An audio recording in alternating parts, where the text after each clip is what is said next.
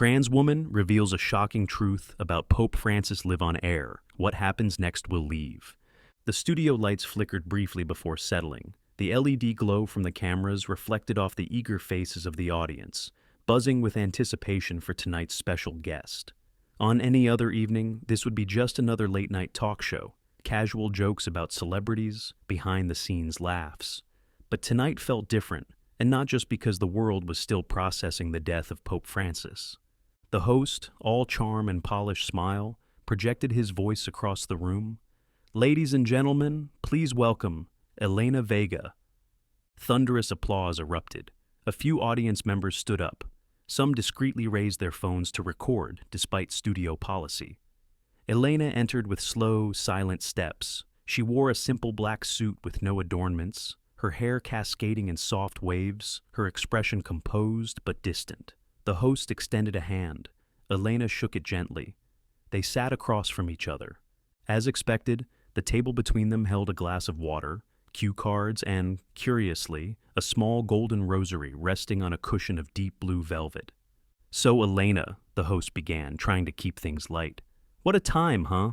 The Pope has passed, and you, well, you look as radiant as ever. What's your secret holy water?" Laughter from the audience, but Elena only gave a faint smile. Her eyes had fallen on the rosary. Not a glance, a gaze, still, intent. The silence that followed wasn't awkward, it was heavy. "Everything okay?" the host asked with a nervous chuckle. "You're even more zen than usual tonight?" Elena reached out and gently touched the rosary.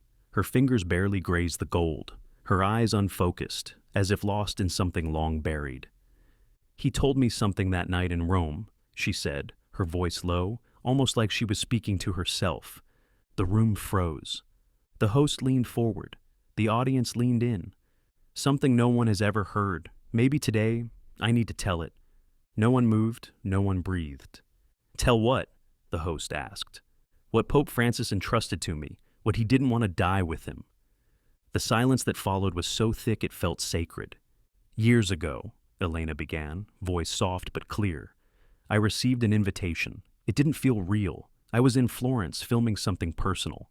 One night at the hotel, a man knocked on my door. He didn't speak. He just handed me an envelope sealed with the Vatican insignia. Inside was a letter, handwritten. From Pope Francis."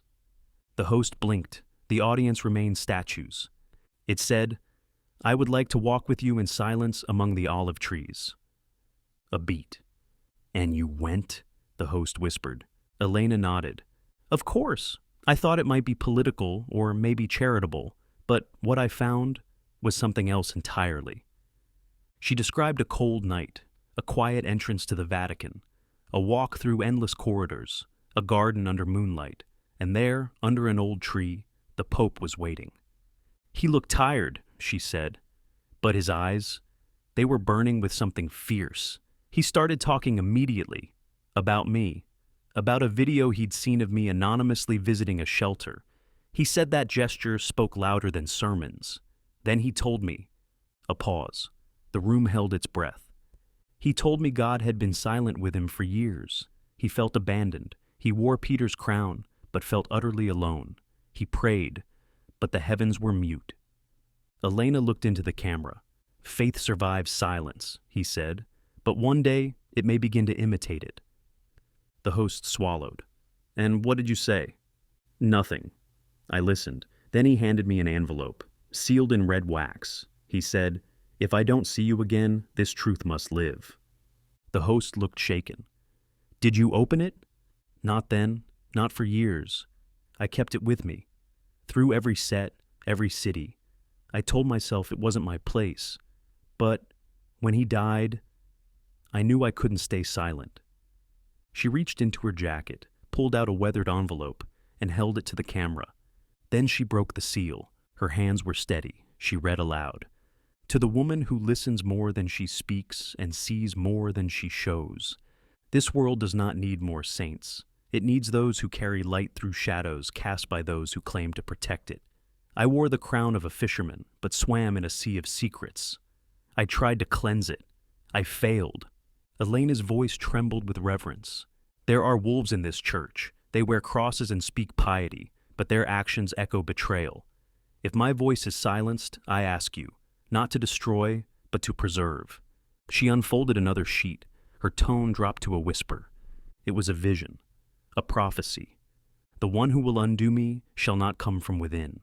He will smile, he will dress as a friend, but he will carry the void. Gasps swept the audience. He believed, Elena said, that faith wouldn't be undone by heresy, but by imitation. She looked directly into the camera. After that, everything changed. I began studying theology, mysticism, silence. And then, the letters started coming. She described anonymous warnings, 6 in total, all different, all urgent, all telling her, do not speak. She opened a folder, newspaper clippings, photos, notes, each detail more chilling than the last. A reformist priest disappeared. A journalist investigating Vatican finances found dead. Marginal notes in locked archives, hidden Latin phrases, es nomini. It means without name, Elena said. Not a group, a belief, a hidden network, people who trust in God, but no longer in the institution. And the Pope? The host asked. He didn't trust them, but he knew they might be necessary. Then she said it. He didn't choose me by accident. He saw something in me I didn't, not until the dream. She pulled out another sheet. The dream came the night she finally opened the envelope. I was in an abandoned basilica, empty, silent. At the altar, he stood. Pope Francis, not sick, calm. He said, "You thought you'd only ever act as someone with conviction, but you carry silence like a mantle, with dignity." She paused. He told me the voice of God had been drowned in centuries of noise, that only someone who understood silence could hear it again. The host whispered, "Do you think it was really him?" "I don't know, but it changed me. I haven't been the same."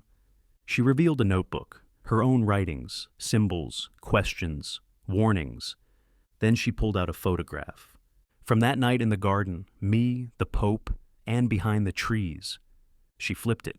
A figure, hooded, distant, always the same, in 3 other anonymous photos I've received since, always watching. The host whispered, "Who is it?" "I don't know, but he told me in the dream, you will see the shadow before you see the light." She laid the photo down. "It's not a threat, it's a warning." She stood. "Faith isn't gone, it's waiting, and silence isn't peace. Sometimes it's the beginning of war." She walked toward the curtain, then turned. "If you think this ends here, wait, because what came after this was worse."